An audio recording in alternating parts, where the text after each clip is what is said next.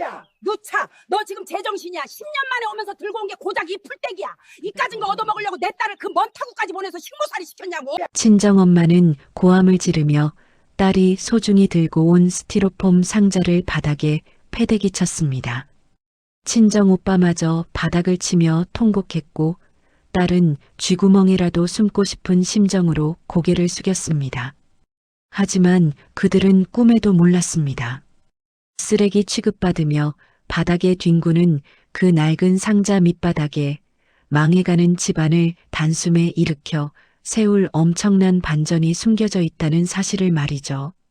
가벼운 상자 속에 담긴 천근만근 무거운 시어머니의 진심 그리고 며느리의 인생을 뒤바꿀 기적 같은 이야기. 오늘의 사연 시작합니다.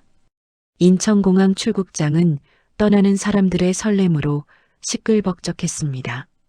화려한 옷을 입은 사람들이 면세점 쇼핑백을 양손 가득 들고 바쁘게 오갔습니다. 그 소란스러운 인파 한가운데서 시어머니 영순이 며느리 누차의 손을 투박하게 잡았다가 놓았습니다. 영순의 거친 손마디가 누차의 손등을 스치고 지나갔습니다. 영순이 발밑에 놓여있던 하얀 스티로폼 상자를 누차 앞으로 쑥 내밀며 말했습니다. 자, 이거 얼른 받아라. 가서 사돈 식구들이랑 나눠 먹어. 아주 귀한 거다. 상자는 뚜껑부터 바닥까지 청테이프로 칭칭 감겨 있어 내용물을 전혀 알 수 없었습니다. 누차는 기대감에 부푼 가슴을 안고 상자를 두 손으로 받아들었습니다. 하지만 상자를 받아든 순간 누차의 눈동자가 흔들렸습니다.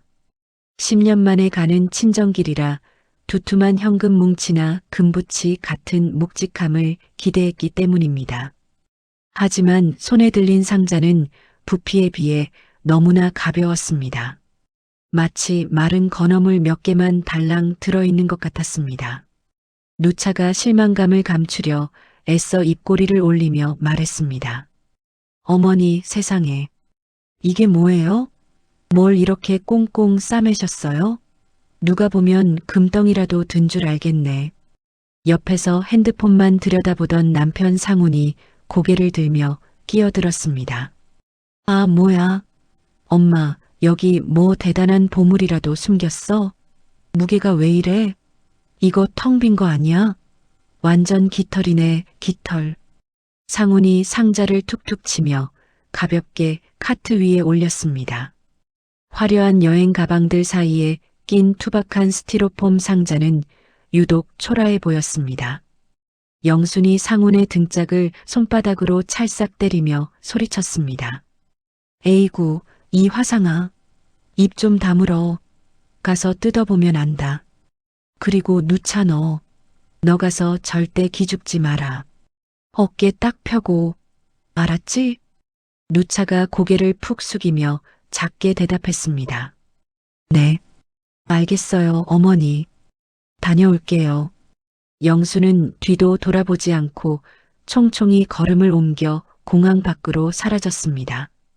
누차는 멀어지는 시어머니의 뒷모습을 보며 입술을 깨물었습니다. 10년 동안 생선가게에서 비린내를 뒤집었으며 일했던 시간들이 주마등처럼 스쳐 지나갔습니다.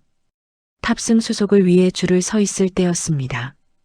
뒤에서 익숙하고 카랑카랑한 목소리가 들려왔습니다. 아유, 이게 누구야? 영순 형님네 며느리 아니야? 누차가 깜짝 놀라 뒤를 돌아보니 동네 소식통인 오 여사가 화려한 선글라스를 머리에 얹고 서 있었습니다. 오 여사의 시선이 누차의 얼굴을 지나 카트 위에 놓인 촌스러운 스티로폼 상자에 꽂혔습니다. 오 여사가 혀를 차며 주위 사람들에게 다 들릴 정도로 큰 소리로 말했습니다. 어머 어머, 세상에 맙소사. 10년 만에 친정 간다면서 들고 가는 게 고작 그거 하나야? 아니, 영순 형님도 참 너무하시네.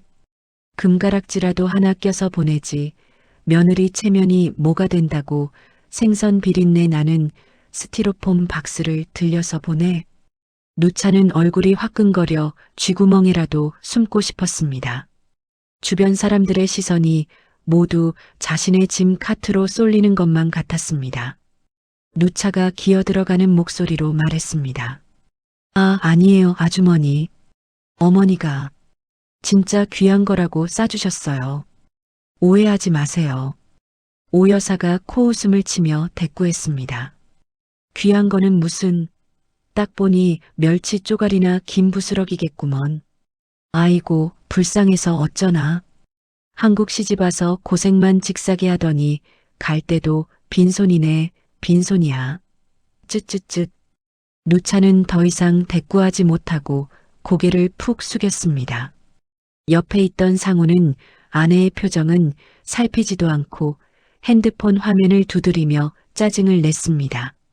아씨, 로밍이 왜 안 돼? 여보, 가서 와이파이 도시락인가 뭔가 그것 좀 빨리 빌려와봐. 나 지금 게임 이벤트 접속해야 된단 말이야. 누차는 남편을 원망스럽게 쳐다보다가 힘없이 카트를 밀고 발걸음을 옮겼습니다. 비행기에 탑승한 뒤에도 누차의 마음은 무겁기만 했습니다. 창밖으로 멀어지는 한국 땅을 내려다보며 누차는 무릎 위에 놓인 자신의 손을 내려다보았습니다. 손가락 마디마디가 굵어지고 거칠어져 있었습니다. 꽃다운 20대에 한국으로 시집와서 남은 건 거친 손과 스티로폼 상자 하나뿐이라는 생각에 눈시울이 붉어졌습니다. 기내식이 나왔지만 누차는 숟가락을 들지 못했습니다.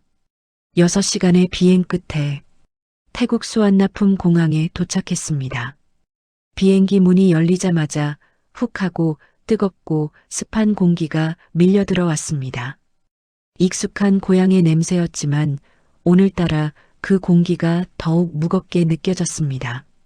입국장 게이트 앞에는 꽃목걸이를 들고 가족을 기다리는 사람들로 인산인해를 이루고 있었습니다.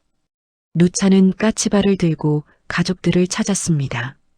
저 멀리 구석진 곳에 칠이 다 벗겨진 낡은 픽업 트럭 한 대가 서 있었습니다. 운전석 창문이 내려가며 먼 친척 아저씨가 손을 흔들었습니다. 누차, 아, 여기다, 여기. 누차와 상훈이 트럭으로 다가가자 친척 아저씨가 차 문을 열고 내렸습니다. 아저씨는 반가워하는 기색도 없이 누차 부부의 짐을 짐칸에 던지듯 실었습니다. 덜컹거리는 소리와 함께 스티로폼 상자가 짐칸 구석에 처박혔습니다. 상훈이 인상을 찌푸리며 말했습니다. 아니, 아저씨, 장모님이랑 처남은요? 왜 아무도 안 나왔어? 우리 온다고 연락 안 받았어요? 친척 아저씨가 운전석에 다시 오르며 퉁명스럽게 대답했습니다. 잔말 말고 타기나 해. 지금 마을 분위기가 말이 아니야. 다들 빚쟁이 피해서 숨어 있느라 나올 정신없어. 아저씨는 대답도 듣지 않고 거칠게 시동을 걸었습니다. 트럭이 굉음을 내며 공항을 빠져나갔습니다. 에어컨도 나오지 않는 트럭 안은 찜통 같았습니다. 상우는 덥다며 손으로 부채질을 해대고 불평을 쏟아냈습니다. 아, 진짜 덥네. 처남은 차 좀 좋은 거로 바꾸지 이게 뭐야? 엉덩이 아파 죽겠네. 에어컨도 안 나와?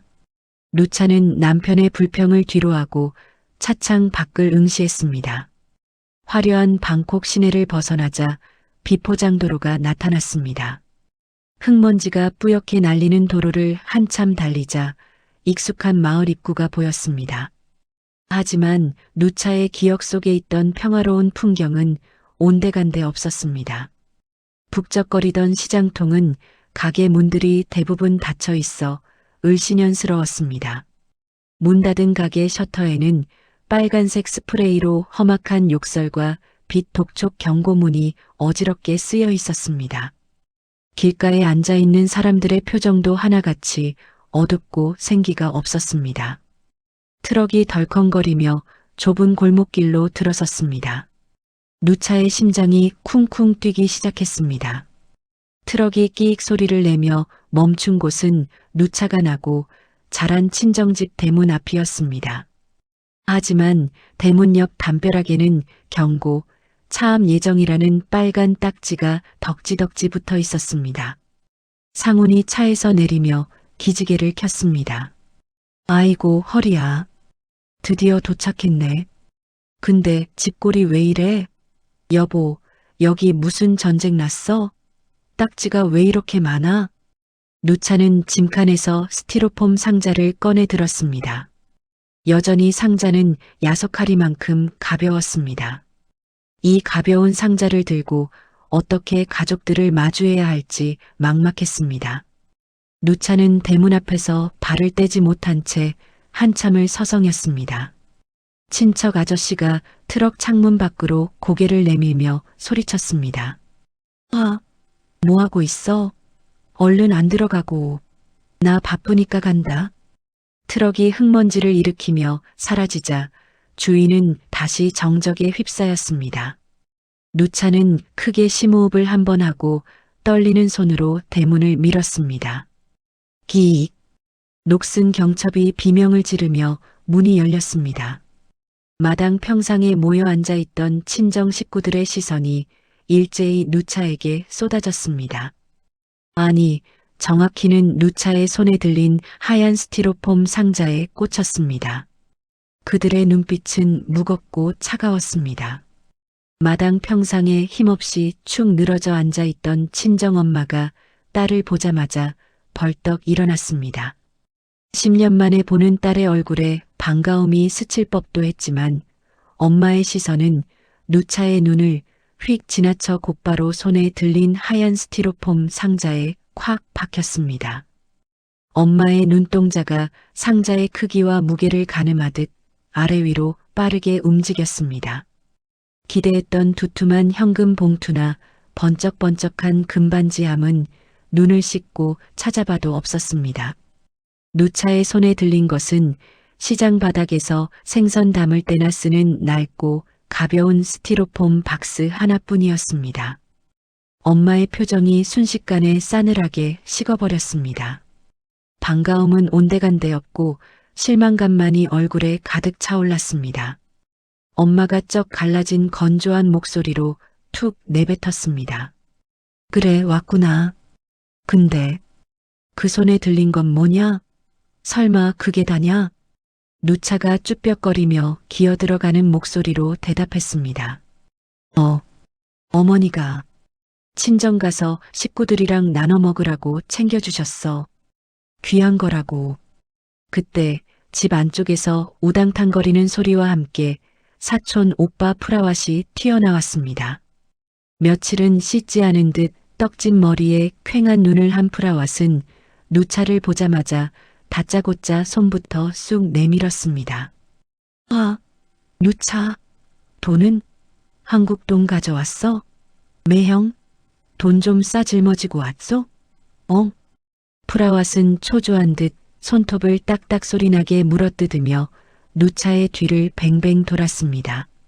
누차의 짐 가방을 뚫어지라 쳐다보며 돈이 될 만한 것을 찾는 굶주린 하이에나 같은 모습이었습니다. 남편 상훈이 분위기가 심상치 않음을 감지하고 헛기침을 하며 과장된 목소리로 인사를 건넸습니다.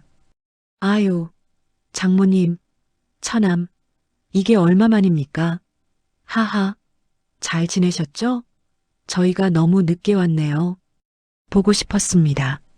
상훈이 성큼성큼 마루로 올라가 식탁 위에 스티로폼 상자를 쾅 내려놓았습니다. 자, 주목하세요. 이거 저희 어머니가 장모님 드린다고 특별히 챙겨주신 겁니다. 이게 그냥 상자가 아니에요. 한국에서도 아주 귀한 건강식품입니다. 돈 주고도 못 구하는 거예요.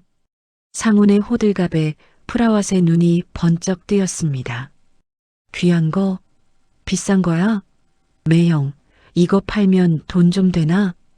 프라왓이 거친 손길로 상자에 감긴 청테이프를 북북 뜯어내기 시작했습니다. 지익, 지익.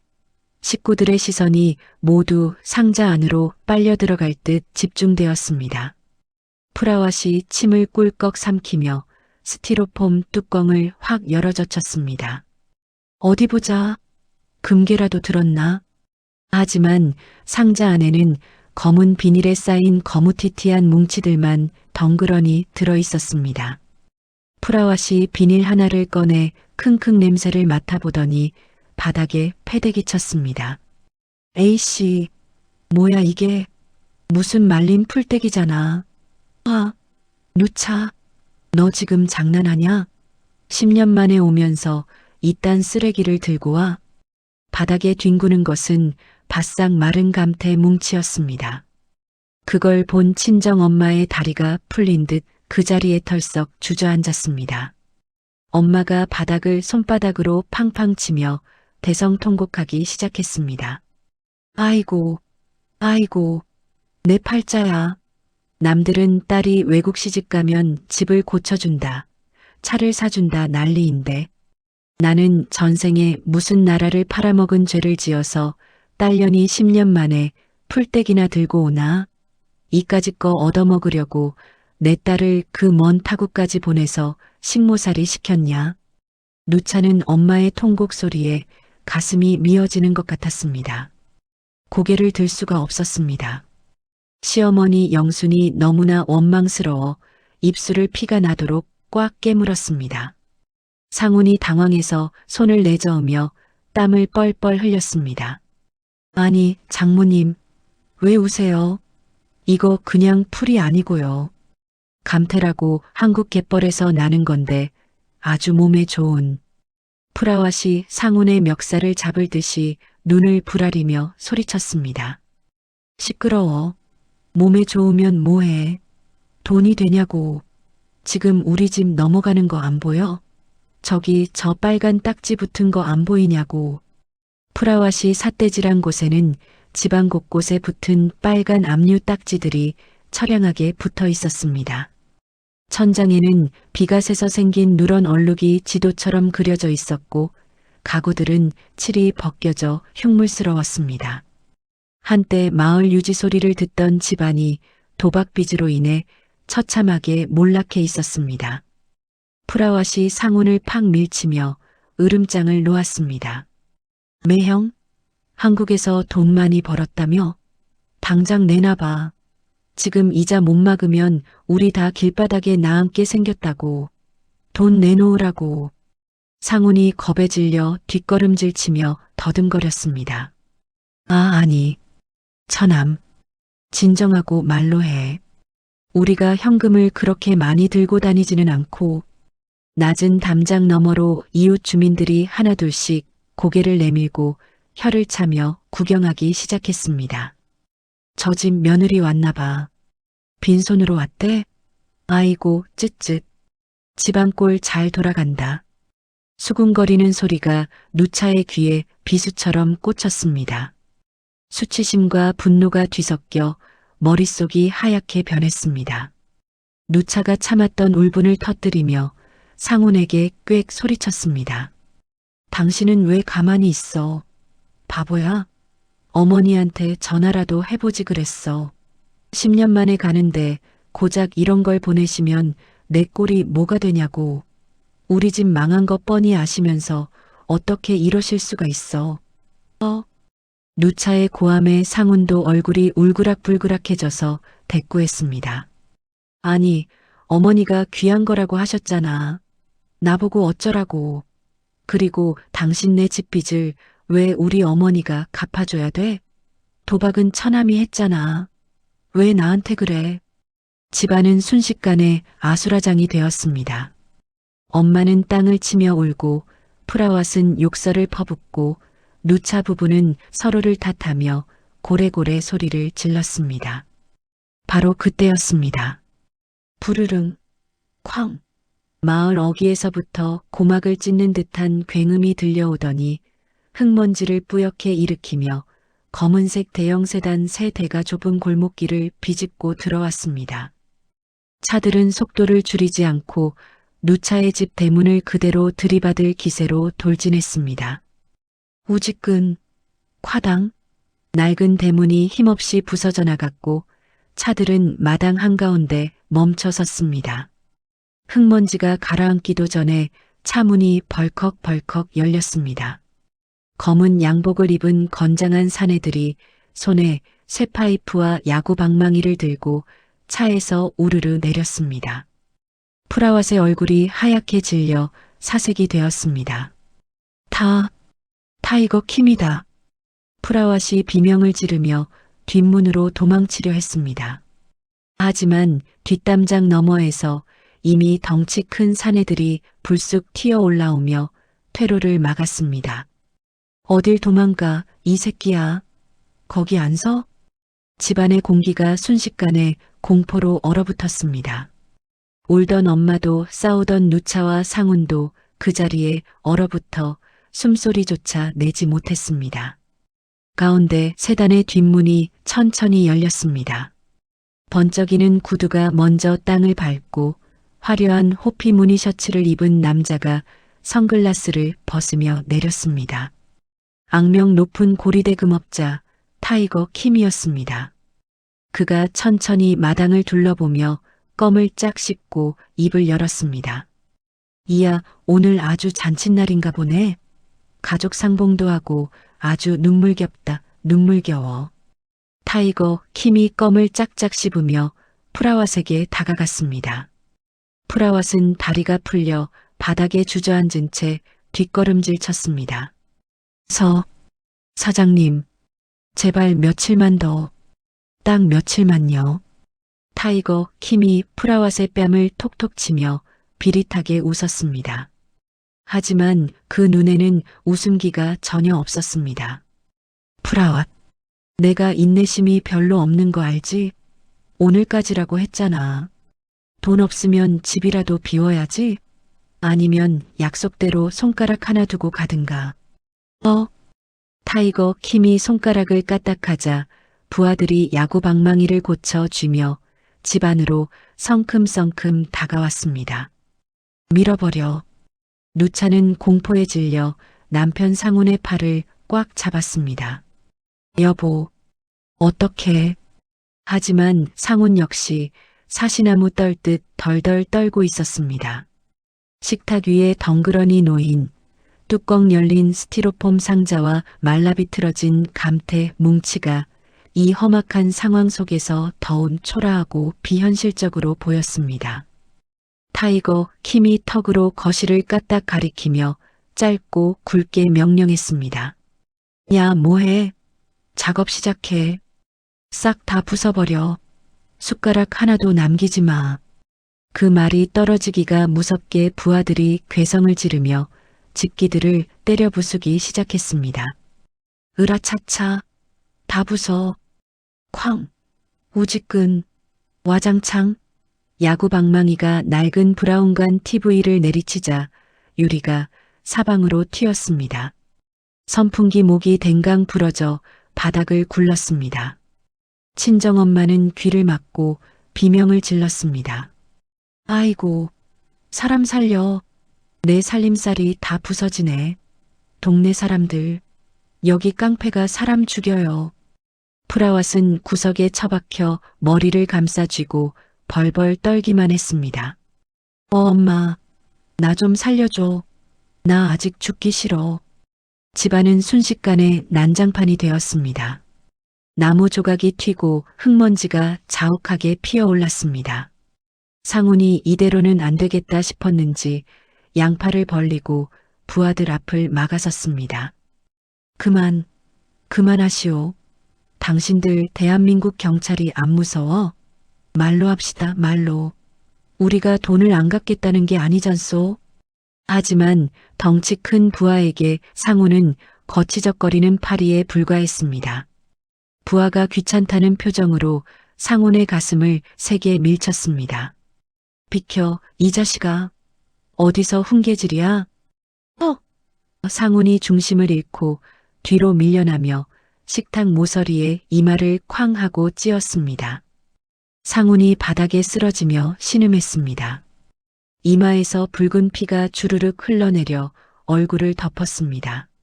누차가 비명을 지르며 상훈에게 달려갔습니다. 여보, 정신 차려. 세상에 피가 나잖아. 상훈이 흐릿한 눈으로 누차를 보며 웅얼거렸습니다. 아, 아프다. 누차야. 나 머리가 핑 돌아. 나 죽는 거야? 타이거 킴이 쓰러진 상훈을 비웃으며 주머니에서 지포 라이터를 꺼냈습니다. 딸깍. 푸른 불꽃이 일렁거렸습니다. 타이거 킴이 라이터 불을 허공에 휘저으며 프라왓을 노려보았습니다. 프라왓. 내 인내심 테스트하지 말라고 했지? 지금 당장 돈 안 내놓으면 이 집구석 불태우는 건 일도 아니야. 그리고 내 놈 손가락도 약속대로 가져가마. 아, 가위 가져와. 작업하자. 부하 하나가 시퍼런 쇠가위를 철커덕거리며 프라왓에게 다가갔습니다. 프라왓이 기겁하며 바닥을 기었습니다. 살려주세요. 사장님, 며칠만, 딱 며칠만 시간을 주세요. 제가 콩팥이라도 팔아오겠습니다. 친정엄마가 타이거 킴의 바지가랑이를 잡고 매달렸습니다. 사장님, 우리 아들만은 제발, 차라리 이 늙은이를 죽이쇼. 제발 우리 아들은 건드리지 마요. 타이거 킴이 친정엄마를 발로 차내며 소리쳤습니다. 아, 진짜. 이 아줌마 콩팥은 줘도 안 가져가. 비키라고. 그때였습니다. 식탁 근처에서 물건을 부수던 부하가 식탁 위에 놓인 하얀 스티로폼 상자를 발견했습니다. 부하가 상자를 집어들고 흔들며 비아냥거렸습니다. 형님, 이건 뭡니까? 아주 가벼운 게 쓰레기 같은데 이것도 부숴버릴까요? 누차는 상훈의 피를 닦아주다 말고 소스라치게 놀라 일어났습니다. 비록 초라한 감태 뭉치였지만 시어머니 영순이 멀리서 보내준 정성이었습니다. 저들이 함부로 다루게 둘 수는 없었습니다. 누차가 부하에게 달려들어 상자를 잡고 매달렸습니다. 안 돼요. 그건 안 돼요. 그건 건드리지 마요. 우리 시어머니가 주신 거예요. 부하가 어이없다는 듯 누차를 내려다보며 코웃음을 쳤습니다. 이 여자가 미쳤나? 이거 안 나? 시어머니가 주면 뭐 금덩이라도 들었냐? 비켜. 누차가 악을 쓰며 상자를 끌어안았습니다. 내놔요. 당신들이 손댈 물건 아니라고요. 손대지 마. 손대지 말란 말이야. 부하가 짜증이 난 듯 팔을 거칠게 휘둘렀습니다. 에이씨, 거치적거려. 저리 안 꺼져? 여자의 힘으로 건장한 남자를 이길 수는 없었습니다. 누차는 힘없이 바닥으로 튕겨나갔습니다. 아!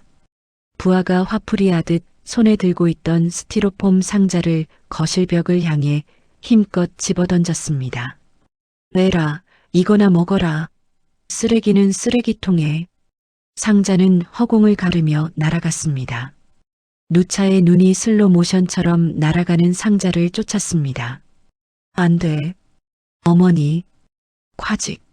팍. 상자가 거실 바닥의 대리석 모서리에 정통으로 부딪혔습니다. 스티로폼이 박살나는 소리가 유난히 크게 울렸습니다. 상자 뚜껑이 열리고 검푸른 감태 뭉치들이 사방으로 흩날렸습니다. 마치 검은 눈이 내리는 것 같았습니다. 그런데 그 다음 순간이었습니다. 두두둑, 툭, 두두둑. 깨진 상자의 밑바닥에서 무언가 묵직한 것들이 쏟아져 나왔습니다. 스티로폼 바닥이 이중으로 되어 있었던 것입니다. 얇은 스티로폼 판이 깨지면서 그 안에 숨겨져 있던 것들이 와르르 쏟아졌습니다. 거실에 있던 모든 사람의 눈이 휘둥그레졌습니다. 바닥을 구르는 것은 노란색 고무줄로 묶인 5만 원권 현금 뭉치였습니다. 한두 개가 아니었습니다. 수십 개의 현금 다발이 부서진 스티로폼 조각 사이를 붉게 수놓았습니다. 이게 뭐야?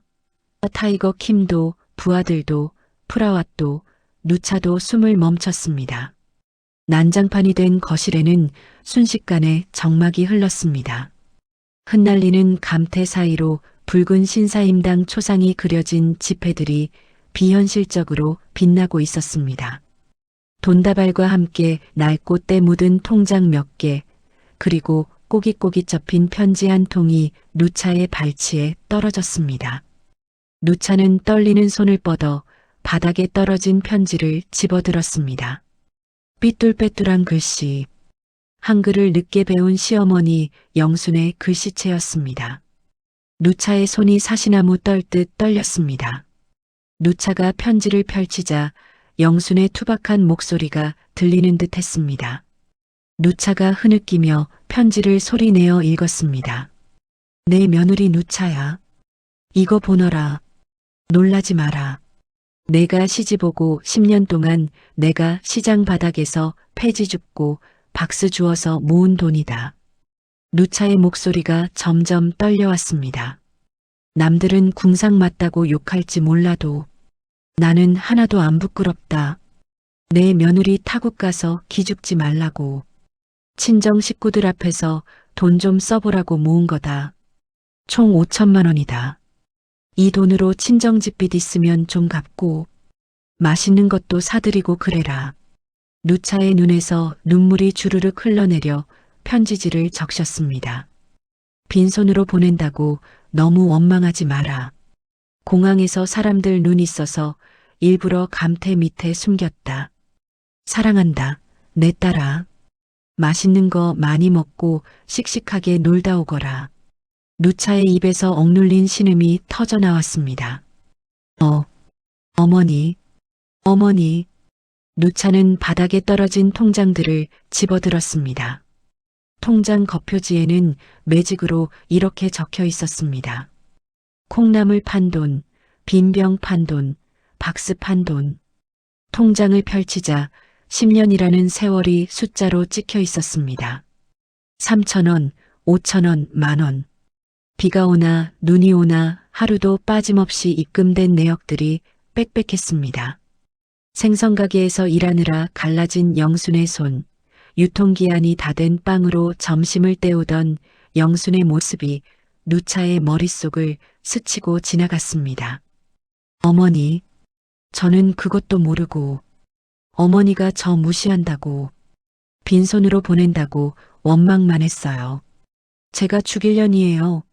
어머니 마음도 모르고. 누차는 흩어진 돈다발 위로 엎드려 오열했습니다. 감태 상자는 가벼웠지만 그 안에 담긴 시어머니의 사랑은 천근만근 무거웠습니다. 그 무게를 가늠조차 하지 못했던 자신이 너무나 부끄럽고 죄송했습니다. 흐윽, 어머니, 어머니, 제가 잘못했어요. 누차의 통곡 소리가 적막한 거실을 채웠습니다. 돈만 밝히던 프라왓조차 그 엄청난 정성에 압도되어 입을 벌린 채 멍하니 서 있었습니다. 저게 다 진짜 돈이야? 할머니가 폐지를 주어서? 친정엄마도 바닥에 주저앉아 눈물을 훔쳤습니다. 아이고, 사돈어른, 우리가 죽을 죄를 지었습니다. 저는 그것도 모르고 풀떼기라고 욕이나 하고. 아이고. 상우는 피 묻은 이마를 닦을 생각도 못하고 멍하니 돈다발을 바라보았습니다. 엄마, 이걸 언제다. 나한테는 비밀로 하더니. 그때 침묵을 지키던 타이거 킴이 천천히 발을 옮겼습니다. 그의 시선은 현금 뭉치가 아닌 바닥에 흩어진 검푸른 감태 조각에 머물러 있었습니다.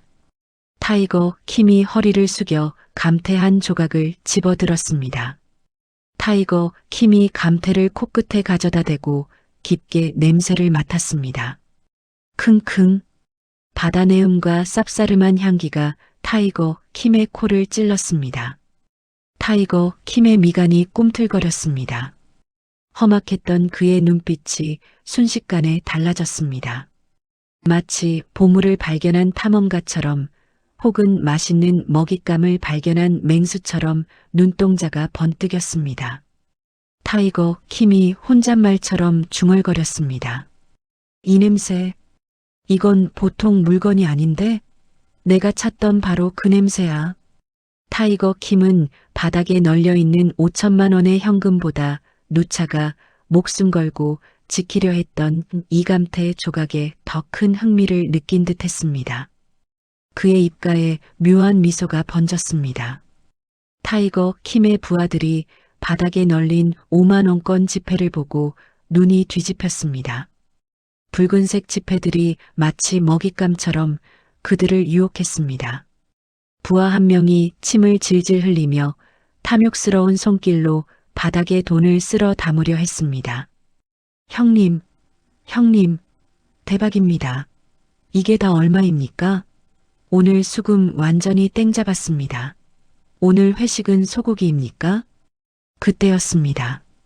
타이거 킴의 낮고 굵은 목소리가 거실을 쩌렁쩌렁 울렸습니다. 동작 그만. 손대지 마. 내 허락 없이 손 떼면 손목 날아간다. 부하가 흠칫 놀라며 손을 허공에 멈췄습니다.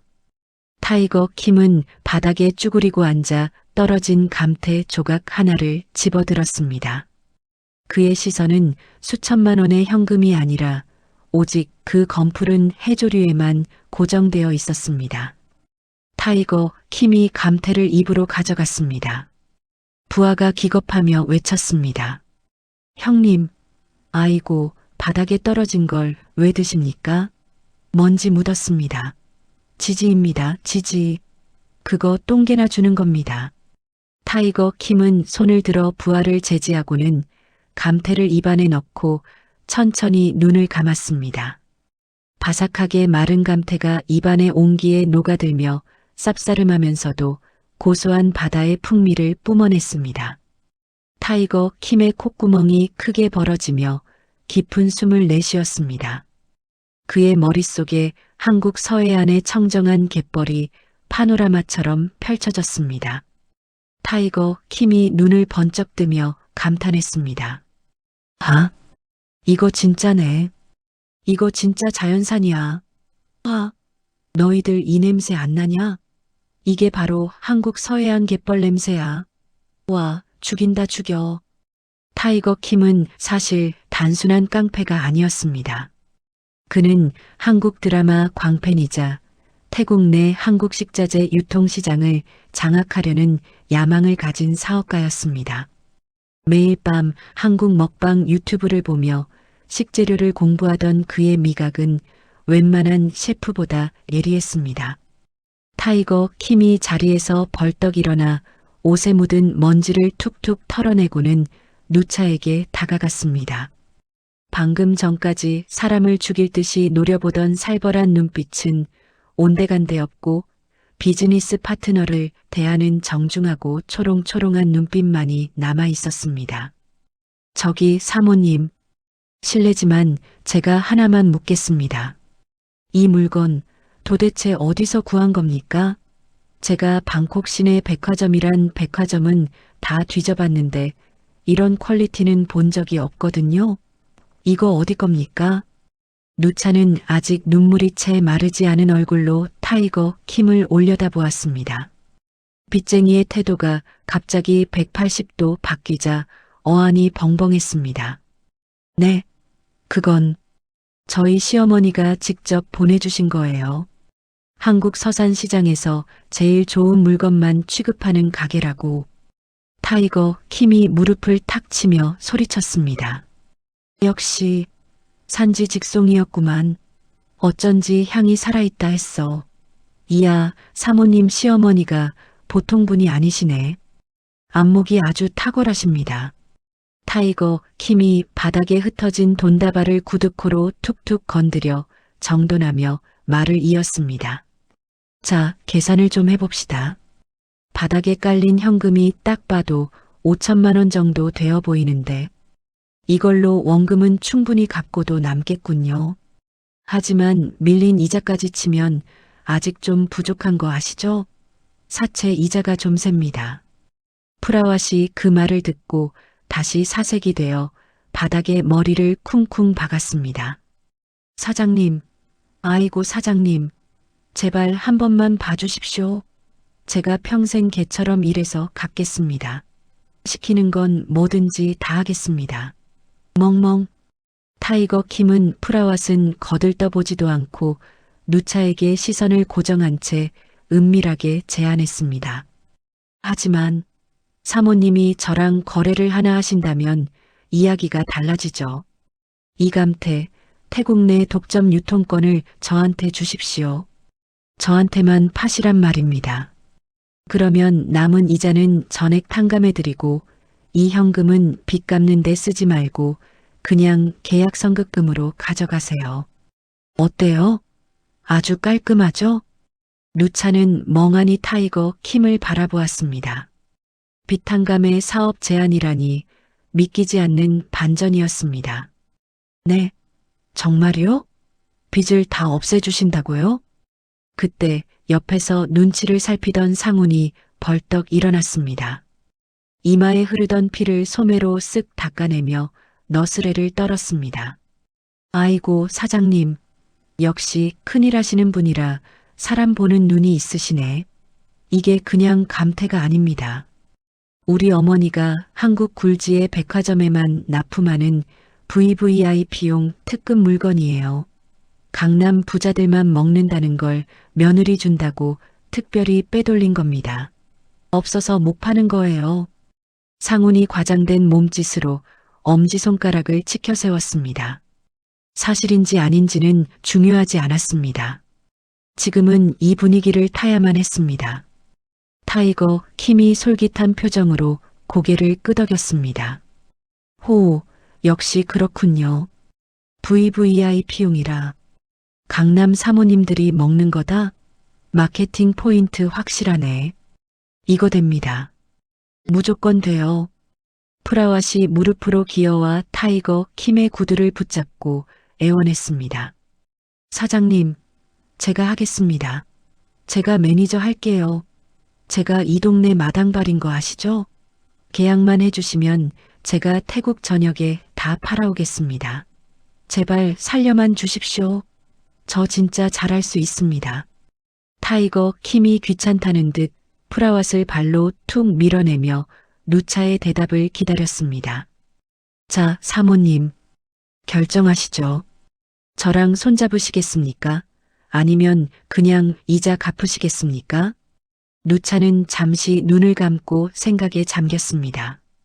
시어머니가 피땀 흘려 모은 돈, 그리고 정성스레 보내준 감태.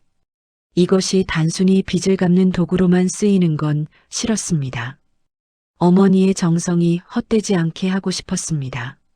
누차가 눈물을 닦고 자리에서 천천히 일어났습니다. 그녀의 눈빛에서 두려움이 사라지고 단단한 결의가 차올랐습니다. 10년 동안 타국에서 버텨온 며느리의 강인함이 드러나는 순간이었습니다. 누차가 또렷한 목소리로 말했습니다. 좋아요. 사장님 제안 받아들일게요. 하지만 조건이 있어요. 타이거 킴이 흥미롭다는 듯 눈썹을 올렸습니다. 조건? 호, 배짱 좋으시네. 말씀해 보세요. 드러나 봅시다. 누차가 당당하게 타이거 킴을 똑바로 쳐다보며 말했습니다. 단순히 빚 탕감하고 끝내는 걸로는 안 돼요. 우린 거지 적선 받는 게 아니니까요. 정식으로 계약서를 써주세요. 그리고 이 감태는 박영순이라는 저희 시어머니 이름을 걸고 브랜드화할 거예요. 박영순 감태. 이름 꼭 들어가야 해요. 타이거 킴이 고개를 끄덕였습니다. 박영순 감태라. 이름 좋네. 신뢰감 있고. 그래서요? 사장님은 유통만 맡으세요. 판매 수익은 정당하게 5대5로 나누고요. 빚은 저희 몫인 5에서 매달 차감하는 걸로 하죠. 공짜는 싫어요. 정당하게 갚고 정당하게 벌겠어요. 어때요? 싫으시면 관두고요. 집안에 정적이 흘렀습니다. 깡패 두목 앞에서도 기죽지 않고 사업 조건을 따박따박 제시하는 누차의 모습에 상훈과 친정 식구들은 입을 다물지 못했습니다. 상훈이 옆구리를 찌르며 속삭였습니다. 야, 누차야. 너 미쳤어? 그냥 알았다고 하지 뭘 따져? 저 사람 깡패야. 타이거 킴이 잠시 침묵하더니 갑자기 고개를 뒤로 젖히고 호탕하게 웃음을 터뜨렸습니다. 푸아하, 으하하. 야, 이거 진짜 물건이네.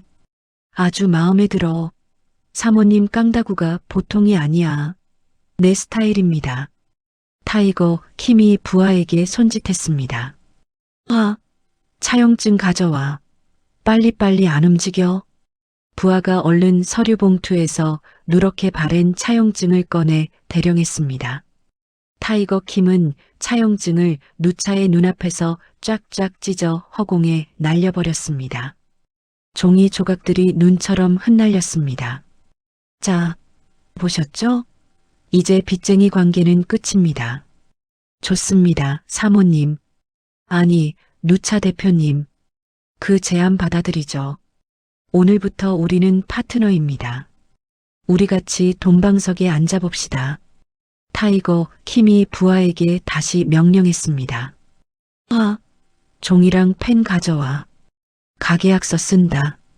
그리고 너네 뭐해? 빗자루 안 가져오고. 파트너님 집구석이 이게 뭐야? 싹 다 치워. 먼지 한 톨 없이 반짝반짝하게 닦으란 말이야. 험악했던 부하들의 태도가 순식간에 바뀌었습니다. 예, 알겠습니다, 형님. 야, 빗자루 어디 있어? 걸레 가져와.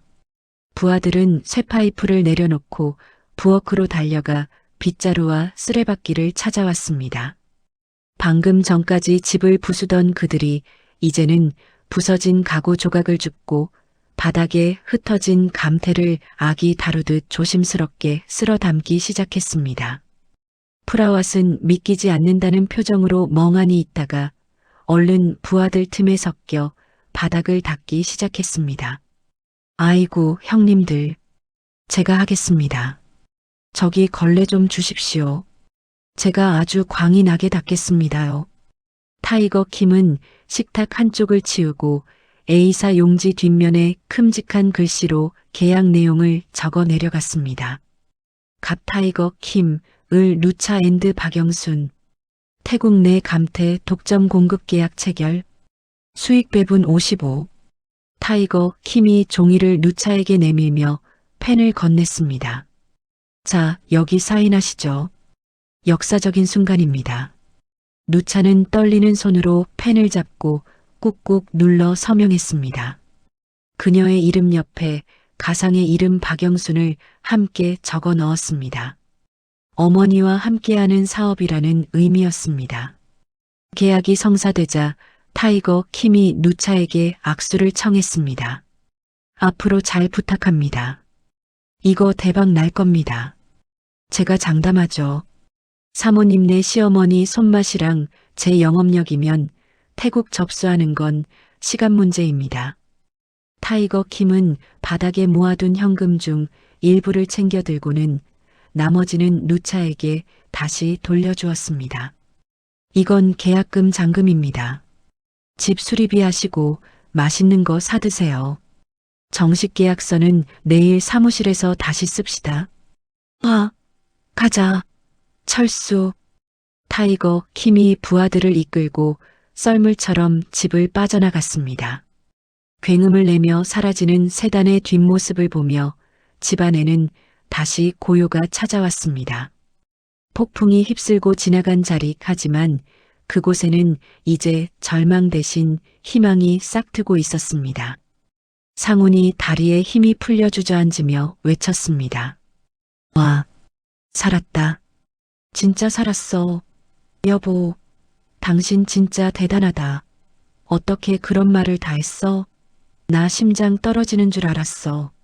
친정엄마가 찢어진 스티로폼 상자를 가슴에 품고 하염없이 눈물을 흘렸습니다. 아이고, 사돈어른, 이 은혜를 어떻게 갚나. 우리 딸 살려주셔서 고맙습니다. 정말 고맙습니다. 누차는 마당으로 비틀거리며 걸어나갔습니다. 태국의 밤하늘에는 별이 총총히 떠 있었습니다. 덥고 습한 바람이 불어왔지만 더 이상 답답하게 느껴지지 않았습니다. 누차는 밤하늘을 올려다보며 두 손을 모았습니다. 한국에 있는 시어머니의 얼굴이 별들 사이에 떠올랐습니다. 어머니, 보고 계세요? 어머니가 우리 가족 다 살리셨어요. 정말 감사합니다. 정말 누차의 뺨을 타고 뜨거운 눈물이 흘러내렸습니다. 하지만 그것은 슬픔의 눈물이 아닌 벅찬 감동과 감사의 눈물이었습니다. 상훈이 마당으로 따라 나와 누차의 어깨를 감싸 안았습니다. 여보, 내일 당장 어머니한테 전화드려서 말씀드리자. 어머니 춤추시겠는데? 우리 엄마가 회장님 되는 거 아니야? 누차가 고개를 끄덕이며 희미하게 웃었습니다. 처음 도착했을 때의 그 무거웠던 마음은 사라지고 가슴 속에는 새로운 희망이 뜨겁게 차올랐습니다. 찢어진 스티로폼 상자가 이제는 세상 무엇보다 빛나는 보물 상자처럼 보였습니다. 다음 날 아침 누차의 친정집 마당에는 이른 새벽부터 고소한 기름 냄새가 진동했습니다. 어제까지만 해도 빨간 비톡촉 딱지로 도배되어 을씨년스러웠던 대문은 활짝 열려 있었습니다. 딱지가 떼어지고 깨끗하게 닦인 대문 사이로 마을 사람들이 하나둘씩 모여들었습니다. 마당 한가운데에는 성인 남성 2명이 들어가도 남을 만큼 커다란 솥단지가 걸렸습니다. 장작불이 활활 타오르며 잔치 분위기를 한껏 돋우었습니다. 누차는 머리에 수건을 두르고 앞치마를 꽉 메었습니다. 그녀는 솥단지 앞에서 현란한 솜씨로 요리를 진두지휘했습니다. 오늘의 메인 요리는 바로 시어머니 영순이 보내준 감태를 활용한 퓨전 요리였습니다. 누차가 커다란 국자를 휘두르며 씩씩하게 외쳤습니다. 자자, 다들 좀 비켜주세요. 뜨거운 기름 튑니다. 다치면 책임 못 져요. 얼른 길 좀 터주세요. 누차는 태국식 볶음면인 팟타이를 그릇에 수북하게 담고 그 위에 잘게 부순 감태 가루를 아낌없이 듬뿍 뿌렸습니다. 초록색 감태 가루가 하얀 김이 모락모락 나는 면발 위에 눈처럼 내려앉았습니다. 짭조름한 바다 향과 고소한 땅콩 냄새가 어우러져 기막힌 향기를 뿜어냈습니다. 어제 공항에서 누차를 비웃었던 친척 아저씨가 침을 꼴깍 삼키며 제일 먼저 젓가락을 들고 달려들었습니다. 아니, 냄새가 왜 이렇게 좋아? 어디 그 귀하다는 한국 풀맛 좀 보자. 얼마나 대단한지 내가 감정해주지. 아저씨가 감태 팟타이를 한 젓가락 크게 집어 입에 넣었습니다. 우물우물 씹던 아저씨의 눈이 튀어나올 듯 동그랗게 커졌습니다. 오, 이거 뭐야? 세상에. 바삭바삭하면서 입안에서 사르르 녹네. 간도 딱 맞고 아주 별미야, 별미. 내가 태어나서 먹은 국수 중에 제일 맛있다. 옆에서 구경하던 동네 아주머니들도 그 말을 듣고 앞다투어 그릇을 받아갔습니다. 어머, 진짜네. 어머머. 얘, 누차야. 이거 진짜 그냥 김 아니니? 향이 왜 이렇게 좋아? 입맛이 싹 도네, 싹 돌아. 누차야, 너 한국 가서 시집살이 한 게 아니라 요리 유학하고 왔니? 솜씨가 아주 장금이 저리 가라다 얘. 사람들의 칭찬이 쏟아지자 누차의 얼굴에 환한 미소가 번졌습니다. 어제의 수모는 씻은 듯이 사라지고 어깨가 절로 으쓱해졌습니다. 누차는 흐르는 땀을 손등으로 훔치며 쩌렁쩌렁하게 대답했습니다. 많이들 드세요. 배 터질 때까지 드세요. 한국 서해안 청정 갯벌에서 우리 시어머니가 며느리 기죽지 말라고 직접 공수한 자연산 특급 감태예요. 몸에도 좋고 맛도 최고예요. 돈 안 받을 테니 마음껏 드세요. 그때 대문 밖에서 빵 하고 경적 소리가 짧게 울렸습니다. 왁자지껄하던 사람들이 홍해 갈라지듯 길을 터주자 말끔한 정장을 차려입은 타이거, 킴이 선글라스를 끼고 영화배우처럼 당장했습니다. 어제의 험악한 깡패 모습은 온데간데였고 성공한 CEO의 포스가 철철 넘쳐 흘렀습니다. 타이거 킴이 누차에게 다가와 정중하게 90도로 고개를 숙였습니다. 파트너님, 좋은 아침입니다.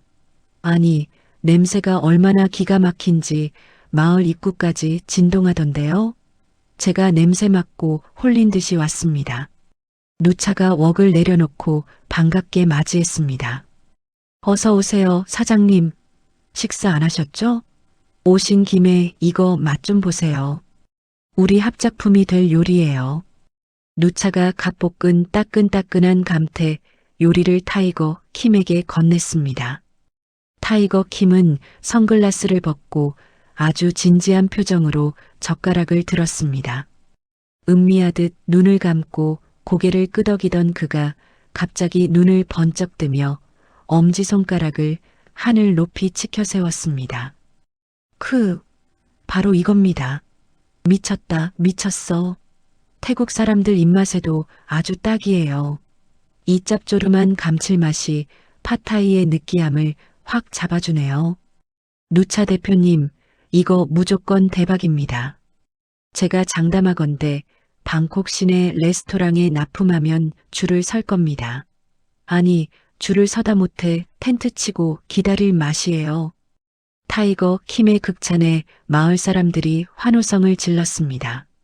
와, 우리 마을에서 대박 상품이 나왔다. 누차 만세.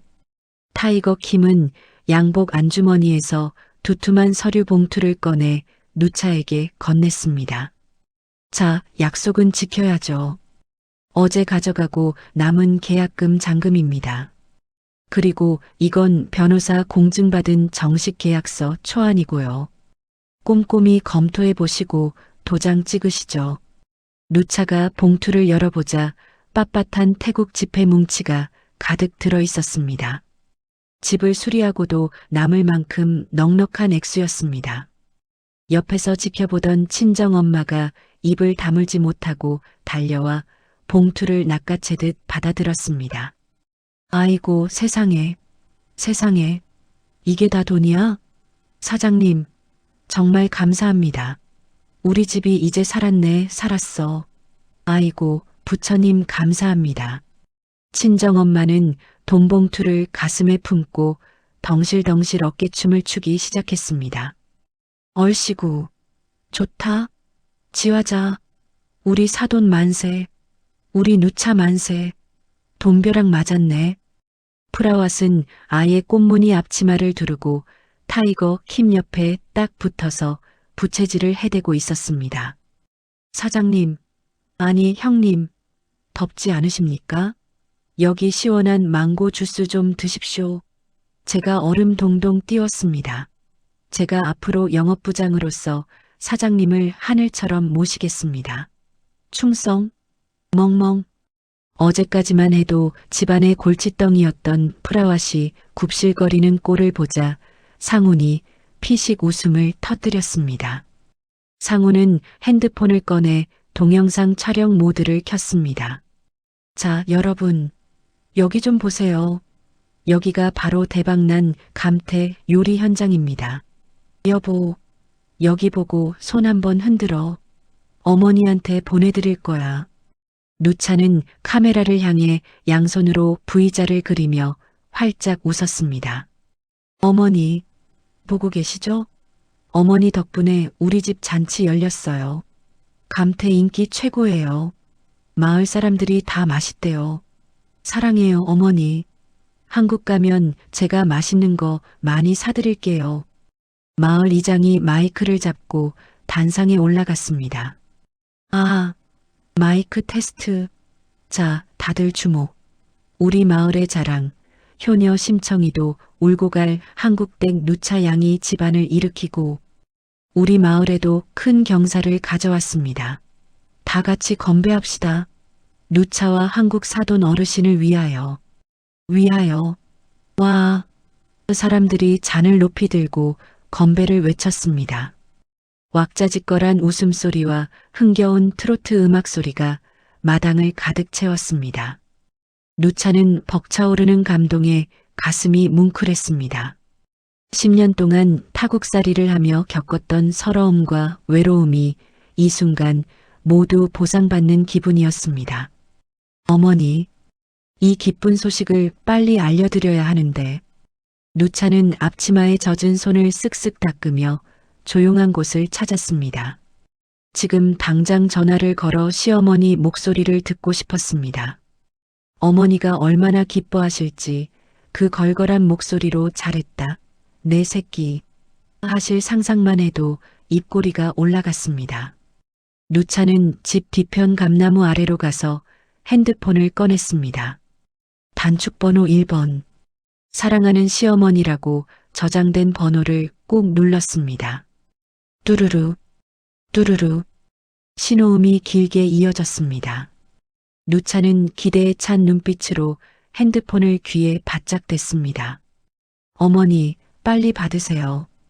놀라지 마세요. 제가 어머니 5천만 원을 10배로 불렸어요. 빨리요. 뚜루루, 뚜루루. 하지만 신호음은 계속 울리기만 할 뿐 영순의 목소리는 들리지 않았습니다. 왜 안 받으시지? 누차는 핸드폰을 귀에서 떼고 시간을 확인했습니다. 한국 시간으로 오후 2시. 점심 장사가 끝나고 한창 재료를 다듬거나 잠시 커피 한잔하며 쉬실 시간이었습니다. 평소 같으면 벨이 3번 울리기도 전에 오냐? 누차냐? 도착했냐? 하고 받으셨을 영순이었습니다. 시장이 많이 바쁘신가? 오늘따라 손님이 많은가 보네. 누차는 다시 한번 통화 버튼을 눌렀습니다. 뚜루루, 뚜루루, 뚜루루. 여전히 묵묵부답이었습니다. 마당에서는 꽹과리 소리와 노랫소리가 신명나게 들려왔지만 담벼락 뒤에 선 누차의 주위에는 왠지 모를 서늘한 정적이 감돌았습니다. 갑자기 불길한 예감이 등줄기를 스치고 지나갔습니다. 어제 공항에서 헤어질 때 영순의 안색이 유독 창백했던 것이 떠올랐습니다. 입술이 파랗게 질려 있었지만 그저 헤어짐이 아쉬워서 그런 줄만 알았습니다. 가서 기죽지 마라. 밥 잘 챙겨 먹고. 나는 괜찮다. 마지막으로 잡았던 영순의 손이 거칠고 차가웠던 기억이 손끝에 생생하게 되살아났습니다. 아니야, 별일 없을 거야. 핸드폰을 집에 두고 가셨나 봐. 건망증이 좀 있으시니까. 누차는 애써 불안한 마음을 떨쳐내려 고개를 세차게 저었습니다. 하지만 한번 싹 튼 불안감은 쉽게 사라지지 않았습니다. 누차의 시선이 멍하니 허공을 응시했습니다. 같은 시각 대한민국 서울의 영순네 집. 텅 빈 안방에는 썰렁한 정막만이 흐르고 있었습니다. 주인 없는 방바닥에 놓인 낡은 폴더폰만이 요란하게 진동하고 있었습니다. 액정 화면에는 며느리라는 세 글자가 깜빡거리며 애타게 주인을 찾고 있었습니다. 윙, 윙. 핸드폰은 끈질기게 울렸지만 방 안에는 그 전화를 받아줄 사람이 아무도 없었습니다. 벽에 걸린 달력에는 오늘 날짜에 빨간 동그라미가 그려져 있고 우리 며느리 오는 날이라는 글씨가 큼지막하게 쓰여 있었습니다. 그 옆 작은 상에는 곰팡이가 쓸어뜯다만 딱딱한 빵 조각과 반쯤 마신 물컵만이 덩그러니 노여 주인의 부재를 알리고 있을 뿐이었습니다. 누차의 즐거운 잔치 현장과 영순의 텅 빈 방. 두 공간의 대비가 불길한 그림자를 드리우며 이야기의 흐름을 단숨에 긴장 속으로 몰아넣었습니다. 마을 잔치가 끝나고 밤이 깊었습니다. 북적이던 사람들은 모두 돌아가고 마당에는 타다 남은 장작불만이 희미하게 깜빡거리고 있었습니다. 누차의 친정 식구들은 거실에 둥그렇게 모여 앉았습니다. 식탁 위에는 타이거 킴이 주고 간 두툼한 계약금 봉투와 누차가 서명한 가계약서가 보물단지처럼 놓여 있었습니다. 상훈이 계약금 봉투에서 빳빳한 지폐를 한 장씩 꺼내 침을 발라가며 세어보더니 입이 귀에 걸렸습니다. 이야, 하나, 둘, 셋. 와, 이거 진짜 떼돈이다. 여보, 우리 진짜 부자 됐어. 이걸로 일단 지붕부터 고치고 남은 돈으로는 당신 옷도 좀 사 입어. 그동안 고생했잖아. 이제 꽃길만 걷자. 친정엄마도 옆에서 맞장구를 치며 상훈의 어깨를 주물렀습니다. 그래, 그래. 우리 사위 말이 100번 맞다. 아이고, 우리 사위 최고네. 누차 너 얼굴이 많이 상했어. 보약이라도 한 재 지어 먹자. 이제 돈 걱정 없는데 뭐. 프라왓은 계산기를 두드리며 벌써부터 김칫국을 사발로 마시고 있었습니다. 매형, 이번에 공장 돌리려면 기계도 최신형으로 새로 들여야 하고 인부도 10명은 써야 해요. 제가 견적 싹 뽑아놨으니까 걱정 붙들어 매쇼. 이제 우리 집안은 돈방석이 않는 일만 남았다니까요. 아싸, 나도 이제 사장님 소리 듣겠네. 가족들의 웃음소리가 밤 공기를 타고 쩌렁쩌렁 퍼져나갔습니다. 하지만 누차는 그 웃음소리에 섞이지 못한 채 불안한 표정으로 핸드폰만 만지작거렸습니다. 아까 낮에 받지 않던 시어머니의 전화가 계속 가시처럼 마음에 걸렸기 때문입니다. 누차가 조심스럽게 입을 열었습니다. 여보, 이상해. 진짜 이상해. 아까부터 어머니가 전화를 안 받으셔. 아무리 피곤하셔도 전화는 꼭 받으시는데. 벌써 주무실 시간은 아니잖아. 상훈이 돈을 세다 말고 대수롭지 않게 손을 휘저으며 대답했습니다. 애인 여보도 참 별일 있겠어? 피곤해서 일찍 주무시겠지. 아니면 친구분들이랑 찜질방이라도 가셨나 보지. 찜질방 가서 식혜 드시고 계신가 보다. 걱정 말고 내일 아침에 다시 해봐. 오늘 같은 날은 좀 즐겨. 누차는 고개를 끄덕였지만 가슴 한구석을 짓누르는 돌덩이는 사라지지 않았습니다. 오히려 점점 더 무거워질 뿐이었습니다. 따르릉, 따르릉. 그때 정적을 깨고 상훈의 핸드폰이 요란하게 울리기 시작했습니다. 날카로운 벨소리에 가족들의 시선이 일제히 상훈에게 쏠렸습니다. 상훈이 액정을 확인하더니 반가운 표정을 지었습니다. 옆집 오여사 아줌마네. 꺼봐. 어머니랑 같이 계신가 보다. 내가 받아볼게. 여보, 웃어. 상훈이 호기롭게 통화 버튼을 누르고 스피커폰을 켰습니다. 네, 아줌마. 저 상훈입니다. 하지만 상훈의 인사가 끝나기도 전에 수화기 너머에서 다급하고 울먹거리는 목소리가 터져 나왔습니다. 마치 귀신이라도 본 듯한 비명에 가까운 소리였습니다. 김상훈, 너 지금 어디냐? 너 지금 인사나 하고 있을 때가 아니야. 너 미쳤어? 상훈이 당황해서 핸드폰을 귀에 바짝 댔습니다. 네. 아줌마 왜 그러세요? 무슨 일이세요? 왜 우세요? 오 여사가 숨 넘어갈 듯한 목소리로 꽥 소리쳤습니다. 너희 어머니 쓰러지셨다. 지금 응급실이야. 빨리 와라, 빨리.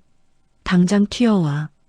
거실에 있던 모든 사람의 동작이 얼음처럼 굳어버렸습니다.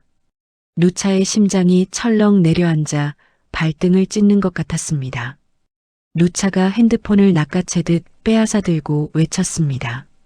아주머니, 저 누차예요.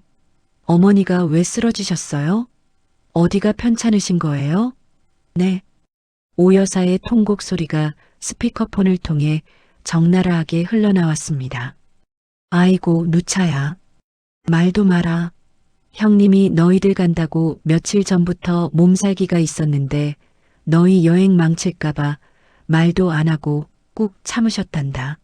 진통제를 밥처럼 드시면서 미련하게 버티시더니 너희 공항 배웅하고 가게 돌아오자마자 정신을 잃으셨어. 경비 아저씨 아니었으면 큰일 날 뻔했다. 누차의 손이 부들부들 떨리기 시작했습니다. 오 여사의 다음 말은 누차의 가슴을 후벼 파는 비수가 되어 꽂혔습니다. 의사 선생님 말이 영양실조란다. 영양실조. 세상에, 요즘 세상에 굶어서 쓰러지는 사람이 어디 있니? 너한테 돈 5천만 원 모아준다고 유통기한 지난 빵만 드시더니 곰팡이 핀 거 도려내고 드시다가 속이 다 망가지셨대. 위장이 헐어서 성한 곳이 없단다. 오늘 밤이 고비라는데 어떡하면 좋니? 아이고, 불쌍한 형님. 아, 누차의 입에서 바람 빠지는 소리가 새어나왔습니다. 5천만 원. 자신이 받은 그 돈이 시어머니의 살을 깎고 뼈를 깎아 만든 돈이었다는 사실이 뼈저리게 다가왔습니다. 누차는 다리에 힘이 풀려 바닥에 털썩 주저앉았습니다. 시어머니가 건네주었던 가벼운 스티로폼 상자가 사실은 어머니의 목숨 무게였다는 것을 이제야 알았습니다. 어머니, 안 돼요. 어머니, 저 때문에 제가 죽일년이에요. 상우는 충격에 넋이 나가 벽에 기대어 멍하니 허공만 바라보았습니다. 엄마가 영양실조라니, 굶었다니, 그게 말이 돼? 엄마 나한테는 갈비탕 먹었다고 했잖아. 거짓말이었어? 친정엄마가 누차의 어깨를 감싸 안으며 같이 울먹였습니다. 아이고, 이를 어째. 사돈 어른이 우리 때문에 그 험한 꼴을 당하시고, 아이고, 부처님도 무심하시지. 누차가 번쩍 고개를 들었습니다. 눈물로 얼룩진 얼굴에 도끼가 서렸습니다. 지금 여기서 울고만 있을 때가 아니었습니다. 가야 해. 지금 당장 가야 해. 가서 어머니 살려야 해. 누차가 벌떡 일어나 방으로 미친 듯이 뛰어들어갔습니다. 옷장을 열고 아무 옷이나 꺼내 가방에 쑤셔넣기 시작했습니다. 손이 너무 떨려서 지퍼조차 제대로 잠그지 못했습니다. 상훈이 뒤따라 들어와 울상을 지으며 말했습니다. 여보 진정해. 지금 비행기가 어디 있어? 밤 비행기는 다 끊겼을 텐데. 내일 아침에 가야지. 누차가 상훈의 가슴을 주먹으로 퍽 치며 소리쳤습니다. 무슨 헛소리야. 끊겼으면 헤엄쳐서라도 가야지. 어머니가 죽어가는데 비행기 타령하고 있을 거야? 당신 엄마잖아. 빨리 알아봐. 빨리. 당장. 집안은 순식간에 비상사태가 되었습니다. 프라왓이 핸드폰으로 항공권을 검색해 보았지만 고개를 절레절레 저었습니다. 매형, 큰일 났어요. 오늘 표는 전석 매진이에요. 내일 아침 첫 비행기도 대기 예약만 가능한데요. 이거 어떡해요? 절망적인 상황에 누차는 머리를 감싸쥐고 주저앉았습니다. 안 돼. 오늘 밤이 고비라는데. 지금 안 가면 어머니 못 볼 수도 있단 말이야. 제발 아무나 좀 도와줘요.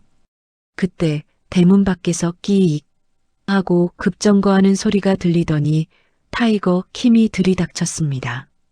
그는 이미 소식을 들었는지 표정이 아주 심각했습니다.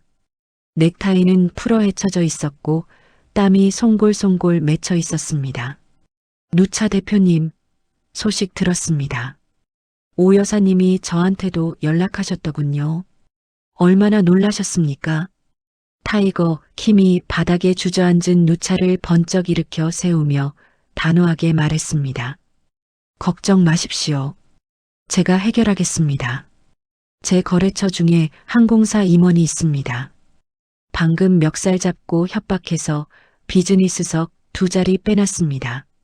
지금 당장 공항으로 가시죠. 시간 없습니다. 지옥에서 부처님을 만난 것 같았습니다. 누차가 타이거 킴의 손을 잡고 울먹였습니다. 사장님, 정말 감사합니다. 이 은혜 평생 잊지 않을게요. 정말 감사합니다. 타이거 킴이 고개를 저으며 씩씩하게 말했습니다. 파트너끼리 무슨 섭섭한 소리입니까? 어머님은 제 사업 파트너이기도 합니다. 당연히 모셔야죠. 차 대기시켜 놨으니 짐만 챙겨서 나오십시오. 밟으면 30분 안에 공항 도착합니다. 갑시다. 누차가 가방을 들고 나서려는데 친정엄마가 안방에서 뛰어나왔습니다. 엄마의 손에는 낡은 보자기에 쌓인 작은 유리병들과 약재 봉투가 들려 있었습니다. 누차야, 잠깐만, 이거 가져가라. 친정엄마가 누차의 가방을 열고 약재들을 억지로 쑤셔 넣으며 말했습니다. 이거 우리 집안 대대로 내려오는 황실 비전 오일이랑 보약이다. 의식 잃었을 때 코끝에 발라주면 죽은 사람도 벌떡 일어난다는 귀한 거야. 사돈어른 꼭 살려야 한다. 알았지? 못 살리면 너 다시는 여기 올 생각하지 마라. 누차는 엄마의 손을 꽉 잡았습니다. 엄마의 눈에도 그렁그렁 눈물이 고여 있었습니다. 엄마 다녀올게. 어머니 꼭 살려서 다시 올게. 걱정 마. 누차와 상우는 친정 식구들의 배웅을 뒤로하고 타이거 킴의 차에 올랐습니다. 타이거 킴이 운전석에 앉은 부하에게 짧고 굵게 명령했습니다. 공항까지 최단 코스로 간다. 신호 무시하고 밟아. 딱지 떼는 건 내가 알아서 할 테니까 무조건 달리는 거야. 알았어? 예, 형님. 꽉 잡으십시오. 차가 부르릉 굉음을 내며 어둠 속으로 질주했습니다. 차창 밖으로 태국의 밤 풍경이 빠르게 스쳐 지나갔습니다. 누차는 창밖을 보며 두 손을 모아 간절히 기도했습니다. 어머니, 제발 기다려주세요. 며느리가 가고 있어요. 맛있는 거 해드린다고 했잖아요. 호강시켜드린다고 했잖아요. 제발, 제발 살아만 계세요. 상우는 옆에서 훌쩍거리며 코를 팽 풀었습니다. 엄마한테 너무 미안해서 어떡하지. 나 진짜 불효자야. 맨날 돈 달라고만 하고 엄마 밥은 먹었는지 물어보지도 않고. 누차가 상훈의 손을 부서져라 꽉 잡으며 단호하게 말했습니다. 울지 마. 어머니 안 돌아가셔. 내가 살릴 거야. 절대 포기 안 해. 내가 어머니 멱살을 잡고서라도 이승으로 모셔올 거야. 타이거 킴이 백미러로 두 사람을 보며 위로했습니다. 어르신 강한 분입니다. 그 모진 세월 다 이겨내신 분인데 이깟 일로 쉽게 안 무너지십니다. 조금만 참으세요. 거의 다 왔습니다. 차는 40분 만에 수완나품 공항 출국장 앞에 도착했습니다. 타이거 킴의 직원이 미리 발권해둔 티켓을 들고 기다리고 있었습니다. 타이거 킴이 티켓을 건네주며 누차의 어깨를 퍽 두드렸습니다. 가서 어머님 꼭 뵙고 건강해지시면 다시 연락 주십시오. 태국 일은 제가 프라왑이랑 잘 관리하고 있을 테니 걱정 마시고요. 어머님께 안부 꼭 전해주십시오. 누차는 타이거 킴에게 깊이 고개를 숙여 인사했습니다. 사장님 정말 고맙습니다. 진짜 다녀오겠습니다. 누차와 상우는 뒤도 돌아보지 않고 출국 게이트를 향해 미친 듯이 뛰었습니다. 프라왑과 친정엄마가 멀리서 손을 흔드는 모습이 보였지만 누차의 눈에는 오직 한국으로 가는 길밖에 보이지 않았습니다. 비행기에 탑승한 뒤에도 누차의 심장은 멈추지 않고 쿵쿵 뛰었습니다. 좌석 벨트 표시등이 꺼지자마자 누차는 가방 속에 든 친정엄마의 약재병을 꺼내 손에 쥐었습니다. 차가운 유리병의 감촉이 손바닥에 전해졌습니다. 창밖으로 까만 밤하늘이 펼쳐져 있었습니다. 저 어둠 속 어딘가에 홀로 사경을 헤매고 있을 시어머니를 생각하니 가슴이 미어지는 듯 했습니다. 누차는 며칠 전 시어머니가 쥐어주었던 감태 상자의 그 가벼웠던 무게를 다시금 떠올렸습니다. 어머니, 그 가벼운 상자가 이렇게 무거운 사랑인 줄 몰랐어요. 죄송해요, 어머니. 제가 너무 늦게 알았어요. 제발 용서해 주세요. 누차의 눈에서 뜨거운 눈물이 툭 떨어져 손에 쥔 약병을 적셨습니다. 비행기는 엔진 소리를 높이며 밤하늘을 향해 날아올랐습니다. 한국까지 6시간 누차에게는 60년보다 더 긴 시간이 기다리고 있었습니다. 인천공항 입국장 문이 열리자마자 누차와 상우는 미친 듯이 달렸습니다. 두 사람은 숨 쉴 틈도 없이 택시 승강장으로 뛰어들어 가장 앞에 서 있는 택시 뒷좌석에 몸을 구겨 넣었습니다. 상훈이 땀범벅이 된 얼굴로 기사님 어깨를 잡고 소리쳤습니다. 기사님, 서산중앙병원 응급실이요. 제발 빨리 좀 가주세요. 사람 목숨이 달렸어요. 빨리요. 택시기사가 백미러로 두 사람의 사색이 된 얼굴을 보더니 말없이 비상등을 켰습니다. 꽉 잡으쇼. 날아갈 테니까. 택시가 맹렬한 속도로 공항 고속도로를 질주했습니다. 차창 밖으로 익숙한 한국의 풍경이 스쳐 지나갔지만 누차의 눈에는 아무것도 들어오지 않았습니다. 오직 시어머니의 얼굴만이 허공에 둥둥 떠다녔습니다. 누차는 가방 속에 든 친정엄마의 약병을 생명줄처럼 꼭 쥐고 있었습니다. 어머니, 조금만 기다려주세요. 며느리 왔어요. 제발 가지 마세요. 병원에 도착하자마자 두 사람은 응급실을 거쳐 중환자실 앞으로 달려갔습니다. 긴 복도 끝에 익숙한 뒷모습이 보였습니다. 옆집 오 여사가 벤치에 쪼그리고 앉아 울고 있었습니다. 아주머니, 누차가 부르짖으며 달려갔습니다. 오 여사가 고개를 들더니 누차를 보고 벌떡 일어나 달려와 끌어안았습니다. 아이고 누차야, 이제 오면 어떡하니? 너희 어머니 불쌍해서 어떡해? 아이고 형님. 오 여사는 누차의 등을 주먹으로 팡팡 치며 대성통곡했습니다. 이 미련한 양반아. 며느리한테 돈 준다고 그 썩은 빵을 왜 먹어? 곰팡이 핀 걸 칼로 도려내고 먹을 때 내가 알아봤어야 했는데. 내가 뺏어서 버렸어야 했는데. 내가 죄인이다, 죄인이야. 누차의 가슴이 쿵 하고 내려앉았습니다. 곰팡이 핀 빵이라니. 자신이 태국행 비행기 표를 끊으며 들떠있을 때 시어머니는 식비 몇천 원을 아끼려고 쓰레기통에 들어갈 빵을 드시고 계셨던 것입니다. 그때 중환자실 문이 열리고 하얀 가운을 입은 담당 의사가 무거운 표정으로 나왔습니다. 상훈이 의사에게 매달렸습니다. 선생님, 선생님, 저희 어머니 상태가 어떤가요? 네, 괜찮으신 거죠? 눈 뜨셨나요? 의사는 곤란한 듯 안경을 고쳤으며 고개를 절레절레 저었습니다. 보호자분들, 마음의 준비를 단단히 하시는 게 좋겠습니다. 환자분 연세가 있으신 데다 영양 상태가 너무 안 좋습니다. 며칠을 굶으신 건지 장기 기능이 전체적으로 떨어져서 자가 호흡도 힘든 상황입니다. 오늘 밤을 넘기기가 힘들 것 같습니다. 안 돼. 상훈이 바닥에 주저앉아 머리를 감싸쥐고 소리 질렀습니다. 안 돼. 엄마. 놔두고 가면 안 돼. 엄마. 누차가 의사의 팔을 부서져라 붙잡고 애원했습니다. 선생님, 저 어머니 봐야 해요. 들어가게 해주세요. 제발요. 저 지금 안 들어가면 평생 후회해요. 의사는 누차의 간절한 눈빛을 보더니 작게 한숨을 쉬며 고개를 끄덕였습니다.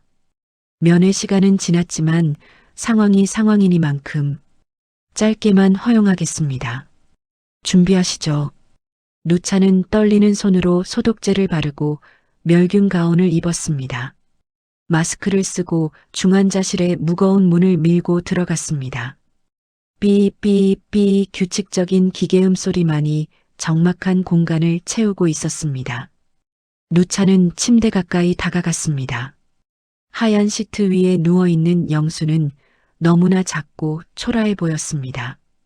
입에는 굵은 호스가 연결되어 있고 앙상하게 마른 팔에는 수많은 주사 바늘이 꽂혀 있었습니다.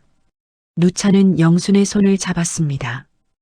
얼음장처럼 차가웠습니다. 며칠 전 공항에서 자신의 손을 잡아주던 그 거칠고 투박한 손이 이제는 생기라고는 찾아볼 수 없게 변해 있었습니다. 어머니, 며느리 왔어요. 누차 왔어요. 저 안 보고 가실 거예요? 누차의 눈물방울이 영순의 손등 위로 뚝뚝 떨어졌습니다. 하지만 영순은 미동조차 하지 않았습니다. 어머니, 일어나서 저 좀 때리세요. 왜 이렇게 늦게 왔냐고 등짝 좀 때려주세요. 네. 어머니. 누차는 가방에서 친정엄마가 챙겨준 작은 유리병을 꺼냈습니다. 태국 황실 비전으로 내려온다는 허브 오일 야돔이었습니다. 강한 박하향과 약초향이 섞여 있어 정신을 맑게 해주는 효능이 있었습니다. 누차가 조심스럽게 병뚜껑을 열었습니다. 싸한 허브 향기가 소독약 냄새로 가득 찬 중환자실 공기 사이로 퍼져나갔습니다. 누차는 오일이 묻은 솜을 영순의 코끝에 살짝 가져다 댔습니다. 어머니, 냄새 나세요? 어머니 좋아하시는 태국 냄새예요. 제가 친정 가서 가져왔어요. 어머니가 싫어하는 고수 냄새 아니고 박하 냄새예요. 맡아보세요. 누차는 영순의 귀에 대고 속삭이듯 말을 이었습니다. 어머니, 저 5천만 원 다 안 썼어요. 어머니가 주신 돈으로 집안 빚 다 갚고 사업까지 따왔어요. 이제 우리 부자 됐어요. 어머니 호강시켜 드려야죠. 맛있는 거 매일 해드린다고 했잖아요. 갈비찜도 해드리고 잡채도 해드릴게요. 제발 눈 좀 뜨세요. 상훈도 옆에 서서 영순의 발을 주무르며 울먹였습니다. 엄마, 일어나기만 해. 내가 진짜 효도할게. 엄마 좋아하는 가요 무대 방청권도 구해올게. 나 이제 술도 끊고 담배도 끊을게. 제발 눈 좀 떠봐. 엄마, 시간이 얼마나 흘렀을까. 면회 시간이 다 되었다며 간호사가 다가왔습니다. 보호자분, 이제 나가주셔야 합니다. 더 계시면 안 됩니다. 누차는 절망적인 표정으로 영순의 손을 놓으려 했습니다. 어머니, 안녕히. 바로 그 순간이었습니다. 누차의 손바닥 안에서 영순의 검지가 미세하게 움찔했습니다. 누차가 놀란 눈으로 영순의 얼굴을 쳐다보았습니다. 감겨있던 영순의 눈꺼풀이 파르르 떨리고 있었습니다. 심전도 모니터의 그래프가 조금 더 빠르고 힘차게 뛰기 시작했습니다. 선생님, 여기 좀 보세요. 어머니 손이 움직였어요. 방금 움직였다고요. 누차가 다급하게 소리쳤습니다. 나가려던 간호사와 의사가 급히 침대 쪽으로 달려왔습니다. 의사가 영순의 동공을 확인하고 청진기를 가슴에 댔습니다. 환자분, 제 목소리 들리세요? 박영순 환자분, 눈 떠보세요. 영순의 눈이 아주 천천히 그리고 힘겹게 떠졌습니다. 흐릿한 초점이 서서히 잡히더니 눈앞에 있는 누차의 얼굴을 향했습니다.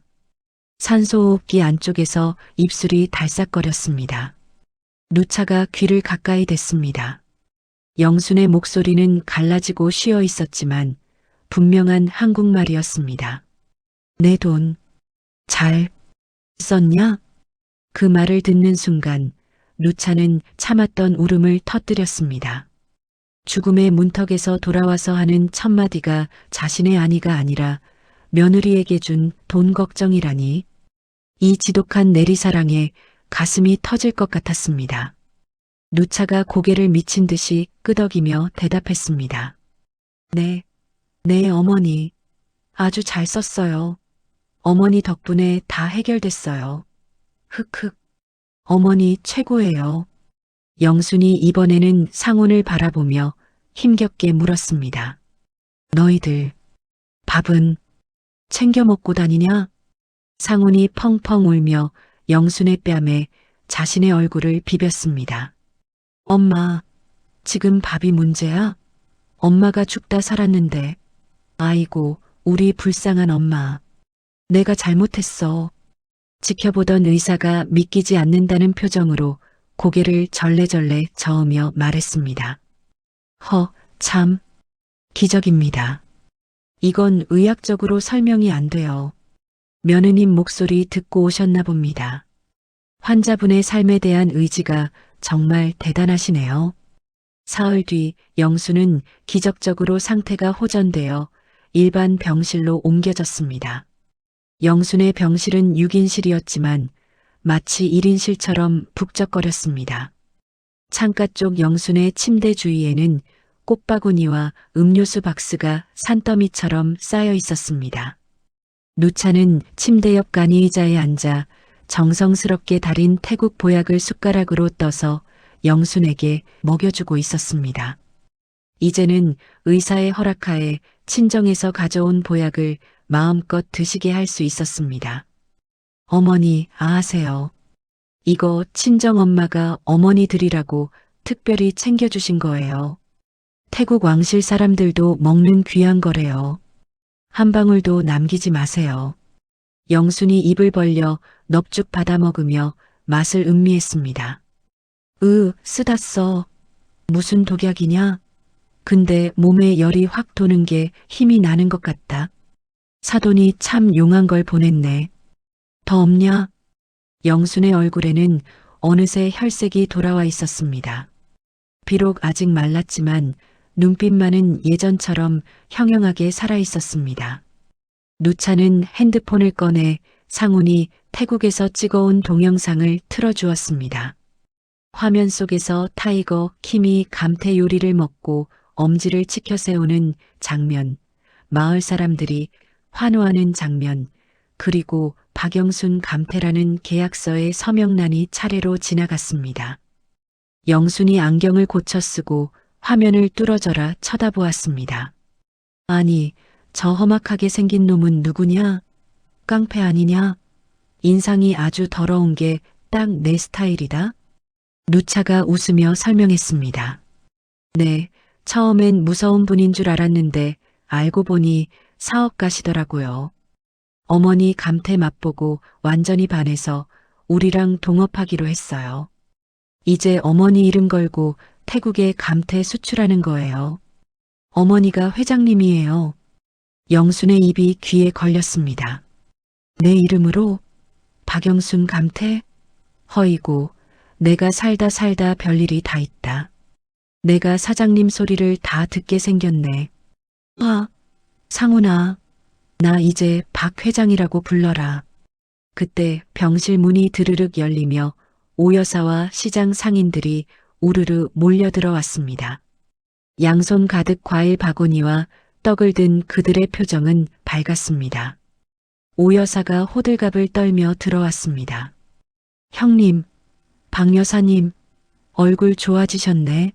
아이고, 내가 형님 가시는 줄 알고 얼마나 울었는지 알아요?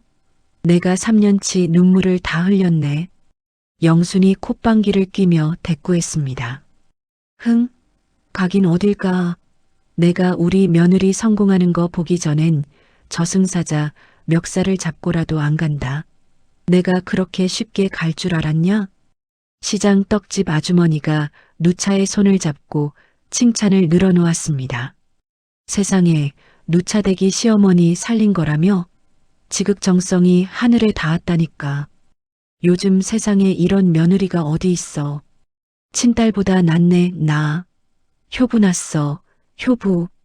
건어물 가게 최씨 아저씨도 거들었습니다. 맞아. 태국 가서 사업까지 따왔다면서? 영순이 누님은 좋겠소. 며느리 잘 얻어서 노후가 아주 훤하네. 나도 며느리 하나 잘 들여야 하는데 부럽소. 사람들의 칭찬에 누차는 부끄러운 듯 얼굴을 붉혔습니다. 아니에요. 어머니가 저 믿고 큰돈 주셔서 가능한 일이었어요. 다 어머니 덕분이에요. 저는 한 거 없어요. 영순이 어깨를 으쓱하며 의기양양하게 말했습니다. 그럼 누구 며느린데? 내가 사람 보는 눈은 있어가지고 10년 전에 딱 알아봤지. 우리 누차가 복덩이야, 복덩이. 너희들은 이런 며느리 없지? 메롱이다. 영순이 누차를 바라보는 눈빛에는 더 이상 깐깐한 시어머니의 모습은 없었습니다. 그저 사랑스럽고 자랑스러운 딸을 바라보는 따뜻한 엄마의 눈빛만이 가득했습니다. 상훈이 깎아놓은 사과를 사람들에게 돌리며 말했습니다. 자자, 다들 사과 좀 드세요. 우리 마누라가 깎아서 더 맛있습니다. 꿀사과예요, 꿀사과. 병실안은 웃음꽃이 만발했습니다. 창문 밖으로 따스한 햇살이 쏟아져 들어와 영순과 누차의 얼굴을 환하게 비추었습니다. 죽음의 문턱까지 갔던 위기를 넘기고 두 사람 사이에는 때려야 뗄 수 없는 단단한 사랑의 끈이 이어져 있었습니다. 1년이라는 시간은 강산도 변하게 한다더니 영순네 생선가게가 있던 자리는 그야말로 천지개벽을 했습니다. 비린내 나던 낡은 좌판은 온데간데였고 그 자리에는 세련된 통유리 건물이 들어섰습니다. 입구에는 황금색으로 빛나는 간판이 걸려 있었습니다. 주식회사 영순네 감태. 사무실 안은 활기가 넘쳤습니다. 직원들이 분주하게 포장 박스를 나르고 전화를 받느라 정신이 없었습니다. 그 한가운데서 개량한복을 곱게 차려입은 영순이 매의 눈으로 상품을 검수하고 있었습니다. 예전의 꼬장꼬장한 성격은 그대로였지만 얼굴에는 윤기가 흐르고 목소리에는 힘이 넘쳤습니다. 영순이 포장된 상자 하나를 집어들더니 직원에게 불호령을 내렸습니다. 아니, 김대리, 자네 눈은 장식이야? 이거 테이프 칠이 왜 이렇게 헐거워? 태국까지 가는 물건인데 습기 차면 어쩔 거야? 눅눅해지면 자네가 책임질 거야? 직원이 쩔쩔매며 허리를 90도로 숙였습니다. 죄송합니다, 고문님. 바로 다시 하겠습니다. 시정하겠습니다. 영순이 혀를 차며 안경을 고쳐 썼습니다. 내가 입이 닳도록 말했지? 우리 감태는 내 얼굴이고 내 며느리 얼굴이라고. 대충 할 거면 당장 짐 싸서 집에 가. 밥값은 해야 할 거 아니야. 영순의 카리스마에 사무실 군기가 바짝 잡혀 있었습니다. 한쪽 널찍한 대표이사 책상에는 누차가 앉아 있었습니다. 1년 전 주눅 들어있던 외국인 며느리의 모습은 눈 씻고 찾아봐도 없었습니다. 깔끔한 정장 차림에 블루투스 이어폰을 낀 누차는 유창한 한국어로 업무를 지시하고 있었습니다. 네, 프라왁 공장장님. 이번 물량은 방콕 백화점 VIP 라운지로 들어가는 거니까 선별 작업 더 신경 써주세요. 찢어진 거 하나라도 나오면 반품이에요. 네, 건조 시간 10분 더 늘리시고요. 바삭바삭해야 해요. 알겠습니다. 수고하세요. 누차가 전화를 끊고 서류에 멋들어지게 서명을 했습니다. 태국 현지 공장장이 된 사촌 오빠 프라왓은 이제 도박꾼의 때를 완전히 벗고 누구보다 성실하게 감태를 생산하고 있었습니다. 누차는 벽에 걸린 태국 공장 현황판을 보며 흐뭇한 미소를 지었습니다. 그때 사무실 문이 쾅 열리며 익숙한 덩치가 들어왔습니다. 타이거 킴이었습니다. 그는 양손 가득 신제품 샘플 박스를 들고 들어오며 넉살 좋게 웃었습니다. 어머니, 저 왔습니다. 막내 아들 왔어요. 아이고, 오늘도 우리 방 여사님 미모가 아주 훤하십니다. 얼굴에서 빛이 나네요. 빛이 나. 영순이 짐짓 엄한 표정을 지으려다 웃음을 참지 못하고 반겼습니다. 어이구, 장서방 왔냐? 너는 입에 침이나 바르고 거짓말을 해라. 빈말인 줄 알면서도 듣기는 좋네. 그래, 이번에 새로 뽑은 감태 김부각 맛은 좀 어떻더냐? 타이거 킴이 영순 앞 의자에 털썩 앉으며 샘플을 꺼내 보였습니다. 기가 막힙니다. 맥주 안주로 딱이에요. 근데 제 입에는 간이 아주 조금 심심한 것 같은데 소금 좀 더 칠까요? 짭짤해야 술이 술술 들어갈 텐데요. 영순이 타이거 킴의 등짝을 손바닥으로 찰싹 때렸습니다. 이놈아, 건강식품이라면서 소금을 더 치면 쓰나. 원재료 맛으로 승부해야지.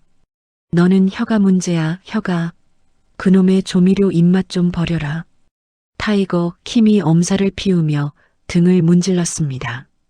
아이고, 아따, 우리 어머니 손맛이 여전하시네요. 맵다 매워. 알겠습니다. 어머니 말씀대로 가야죠. 회장님 말씀이 법인데 제가 무슨 힘이 있습니까? 충성. 이제 타이거 킴은 영순에게 든든한 사업 파트너이자 귀여운 막내 아들 같은 존재가 되어 있었습니다. 한편 사무실 구석 책상에서는 상훈이 계산기를 두드리느라 여념이 없었습니다. 회사의 재무이사를 맡은 상훈은 꼼꼼하게 장부를 정리하고 있었습니다. 여보, 이리 좀 와봐. 이번 달 정산 끝났어. 순이익이 지난달보다 훨씬 늘었네. 돈이 팍팍 들어온다. 진짜 대박이다, 대박. 누차가 웃으며 다가와 상훈의 어깨를 주물러 주었습니다. 당신이 꼼꼼하게 관리해준 덕분이지. 헛돈 안 쓰게 잘 막아줬잖아. 고생했어, 김 이사님. 상훈이 해벌쭉 웃으며 벌떡 일어났습니다. 자, 그럼 고생하신 우리 대표님과 고모님을 위해 제가 특급 커피를 대령하겠습니다. 다방 커피보다 맛있는 김이사표 커피입니다. 상훈이 쟁반에 믹스커피를 타서 나르자 사무실 안에 웃음꽃이 피었습니다. 아이고, 달다달아. 역시 커피는 우리 아들이 타야 제맛이네. 오후가 되자 누차 가족은 서둘러 퇴근 준비를 했습니다. 오늘은 아주 특별한 날이었기 때문입니다. 바로 명절을 맞아 태국 친정 식구들이 한국으로 오는 날이었습니다. 인천공항 입국장. 1년 전 눈물로 떠났던 그곳에 이제는 환영의 플래카드를 든 누차와 영순이 서 있었습니다. 영순은 새 사돈을 만난다는 생각에 아끼던 비단 구두까지 꺼내 신은 상태였습니다. 게이트 문이 열리고 낯익은 얼굴들이 쏟아져 나왔습니다. 말끔한 정장을 입은 프라왑이 휠체어에 탄 어머니를 모시고 나오고 있었습니다. 친정 엄마의 무릎 위에는 태국 선물 보따리가 한가득이었습니다. 엄마, 여기야. 엄마. 누차가 손을 흔들며 목이 터져라 불렀습니다. 친정 엄마가 휠체어에서 일어나려고 애쓰며 팔을 벌렸습니다. 누차야, 내 딸아. 아이고, 내 새끼. 모녀가 서로를 부둥켜 안고 펄쩍펄쩍 뛰었습니다. 뒤따라오던 영순도 신발이 벗겨지는 줄도 모르고 달려갔습니다. 영순이 사돈의 손을 덥석 잡았습니다. 아이고 사돈, 먼 길 오시느라 고생 많으셨소. 얼굴이 아주 좋아지셨네. 환영합니다. 친정엄마가 영순의 손을 잡고 눈물을 글썽였습니다. 사돈 어른, 정말 감사합니다. 우리 집안 살려주시고 우리 누차 이렇게 훌륭하게 만들어주셔서 이 은혜를 어떻게 갚습니까? 제가 평생 절이라도 하겠습니다. 영순이 사돈을 와락 끌어안으며 호탕하게 웃었습니다. 은혜는 무슨, 사돈이 귀한 딸 보내줘서 내가 호강하는 거죠. 사돈 아니었으면 나 굶어 죽었소. 자, 가십시다. 내가 오늘 사돈 오신다고 잔치상 거하게 차려놨으니 배 터지게 드십시다. 프라왑이 상훈과 하이파이브를 하며 인사를 나눴습니다. 매형, 살 더 찌셨네요? 얼굴이 훤합니다. 아주 귀티가 줄줄 흐르시네. 처남, 너야말로 딴 사람 다 됐다? 이제 진짜 사장님 태가 나네. 멋있다, 멋있어. 두 가족이 어우러져 공항을 빠져나가는 뒷모습은 시끌벅적하고 정겨웠습니다. 지나가는 사람들이 쳐다보며 미소를 지을 정도였습니다. 그날 저녁 영순의 집 거실에는 상다리가 부러질 듯한 진수성찬이 차려졌습니다. 식탁 중앙에는 태국식 똠얌꿍이 보글보글 끓고 있었고 그 옆에는 한국식 갈비찜과 잡채, 그리고 영순내 감태를 듬뿍 넣은 주먹밥이 놓여 있었습니다. 한국과 태국의 맛이 어우러진 그야말로 화합의 식탁이었습니다. 타이거 킴도 초대받아 한 자리를 차지하고 앉았습니다. 그는 능숙한 솜씨로 갈비를 뜯으며 분위기 메이커 역할을 했습니다. 자자, 이 좋은 날 술이 빠질 수 없죠? 제가 태국에서 공수해온 맥주입니다. 한 잔씩 받으시죠. 건배. 친정엄마가 보따리를 풀어 선물을 꺼냈습니다. 고운 빛깔의 태국 전통 실크 스카프였습니다. 사돈어른, 이거 목에 두르시면 참 고울 것 같아서 가져왔습니다. 한번 해보세요. 영순이 스카프를 목에 두르며 거울을 보더니 활짝 웃었습니다. 어머나, 세상에, 색깔 좀 봐. 내가 딱 좋아하는 분홍색이네. 고마워요, 사돈. 나는 이거 준비했어. 영순이 장롱 깊숙한 곳에서 최고급 고려 홍삼 세트를 꺼내 건넸습니다. 이거 드시고 우리 사돈 오래오래 건강하셔야 해. 그래야 우리가 자주 보지. 이거 아주 비싼 거요. 훈훈한 덕담이 오가는 사이 영순이 갓 지은 하얀 쌀밥을 펐습니다. 김이 모락모락 나는 따뜻한 밥 위에 가장 윤기가 흐르는 최상급 감태 한 장을 손으로 푹 찢어서 올렸습니다. 그리고 숟가락 가득 밥을 떠서 누차에게 내밀었습니다. 자, 누차야. 아해라. 입 크게 벌려. 누차가 눈을 동그랗게 뜨고 영순을 바라보았습니다. 어머니, 제가 먹을게요. 사돈 식구들도 계신데. 영순이 고개를 저으며 숟가락을 더 가까이 들이밀었습니다. 아니야. 오늘은 내가 꼭 먹여주고 싶어서 그래. 10년 전에는 내가 마음의 여유가 없어서 너 밥 한 끼 제대로 못 챙겨줬잖니. 맨날 찬밥이나 먹이고. 그게 늘 가시처럼 내 마음에 걸렸다. 이제야 맘 편히 밥 한 숟갈 떠먹여주네. 영순의 눈가에 물기가 촉촉하게 맺혔습니다. 많이 먹어라, 내 딸. 내 보물. 내 덕분에 내가 산다. 어서 먹어. 누차의 눈시울이 붉어졌습니다. 누차는 입을 하마처럼 크게 벌려 영순이 주는 밥을 받아 먹었습니다. 짭조름하고 고소한 감태 향과 달콤한 쌀밥, 그리고 시어머니의 깊은 사랑이 입안 가득 퍼졌습니다. 세상에서 가장 맛있는 한 숟가락이었습니다. 맛있어요, 어머니. 흑흑. 정말 맛있어요. 꿀맛이에요.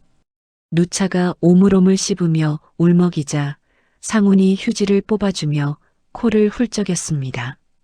아, 진짜. 엄마는 왜 좋은 날 울리고 그래요. 나까지 눈물 나게. 밥 먹다 체하겠네. 타이거 킴이 박수를 짝짝 치며 분위기를 바꿨습니다. 자, 감동은 여기까지. 남는 건 사진뿐입니다. 다들 모이세요. 사진 받겠습니다. 웃으세요, 웃어. 타이거 킴이 카메라 삼각대를 설치하고 타이머를 맞췄습니다. 온 가족이 거실벽 쪽에 옹기종기 모여 섰습니다. 가운데에 영순과 친정엄마가 앉고 그 뒤로 누차와 상훈, 프라왓이 섰습니다. 자, 찍습니다. 김치하니 감태하세요. 이빨 보이게 웃으세요. 감태. 찰칵. 플래시가 터지는 순간 모두의 얼굴에 환한 미소가 번졌습니다. 벽에 걸린 대형 가족사진 속에는 국경도 언어의 장벽도 없이 오직 사랑으로 하나 된 대가족의 행복한 순간이 영원히 박제되었습니다. 창밖의 밤하늘을 비추었습니다. 1년 전 누차와 영순이 서로를 그리워하며 바라보았던 그 밤하늘에는 이제 두 개의 밝은 별이 나란히 빛나고 있었습니다. 오늘 이야기 어떠셨나요? 처음엔 다들 영순 할머니가 건넨 낡은 스티로폼 상자가 가볍다며 비웃었죠. 하지만 그 안에는 10년이라는 인고의 세월과 며느리를 향한 천근만근 무거운 사랑이 담겨 있었습니다. 우리는 종종 눈에 보이는 화려함이나 무게만으로 가치를 판단하곤 합니다.